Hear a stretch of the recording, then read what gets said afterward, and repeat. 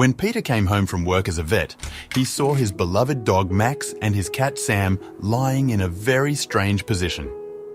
At first, he thought they were messing around, but when he saw that Max wouldn't let go of the cat, he turned pale. When he called the vet, he would soon discover why. The vet told Peter that there was no time to lose. He heard of this before, and it wasn't a nice prospect back then. But to make sure this was the case, the vet needed Peter to come over with his cat Sam. Peter quickly rushed to his car. The vet told him to hurry, as this could be a life-or-death situation for the little cat. But not everything went according to plan. Apparently, it was rush hour right now. Why now? Thought Peter. The panic rose even further. Peter was in complete panic mode. What on earth was happening with his cat?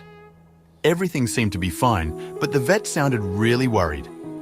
Luckily, he overcame the rush hour and was about to arrive at the vet. He wanted to sort this out rather sooner than later. When he finally arrived at the vet's clinic with Sam, Peter was sat down by the vet's assistant. She told him that the vet would come as quickly as he could. But this had already taken almost an hour since they had been on the phone. Peter could not hold his anger anymore. Peter got really angry, demanding that the doctor came to see his cat. The vet himself said that this could be a dangerous situation, so why wasn't he here already?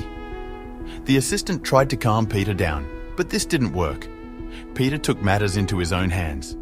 He stormed into the vet's office, demanding that he would come to see Sam right now. But the vet wasn't having any of it. He was handling another dog right now. But when the dog owner saw the despair on Peter's face, the woman made a kind decision. The woman realized that Sam needed more urgent help than her dog, which was just a routine check. Quickly after this, Peter calmed down a little bit since he was happy that Sam could finally be examined.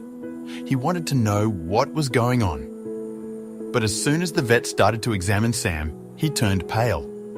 It seemed like he knew what was going on, without really telling to Peter.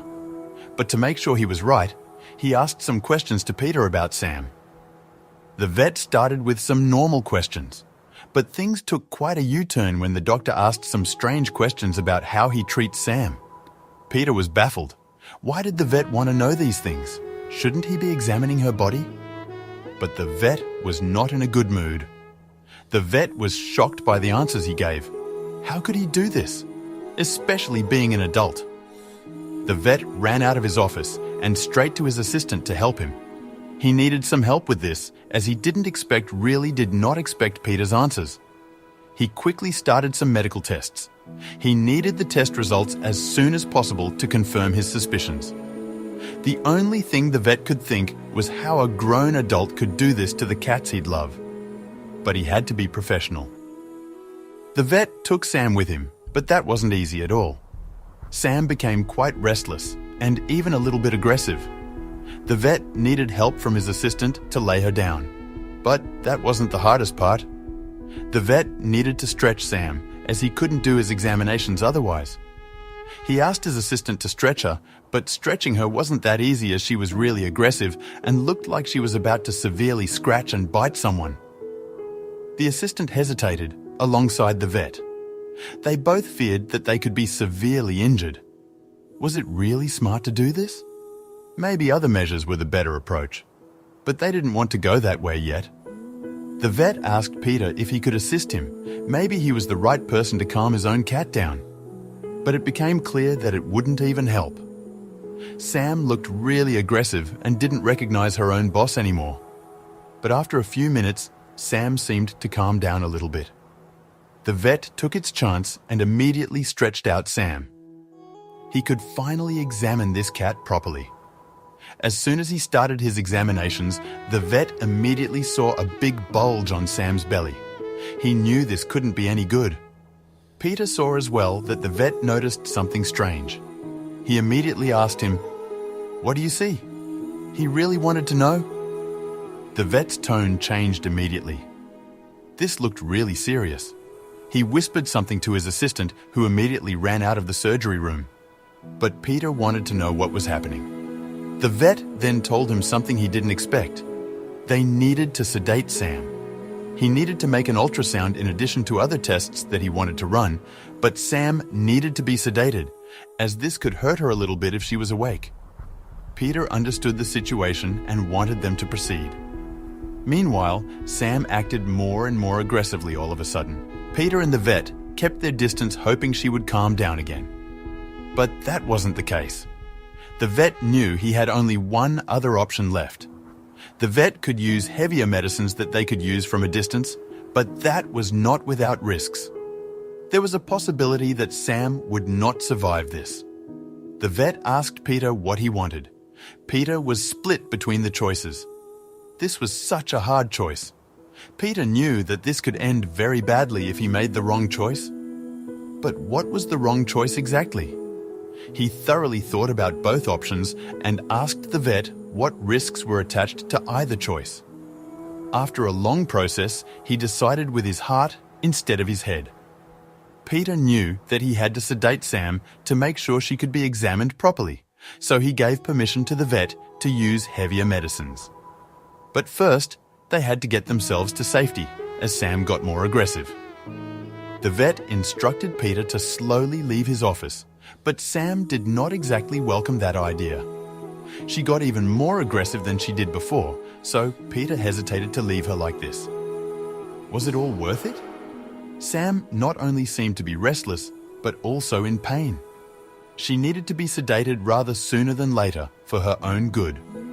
So Peter walked away more quickly than planned.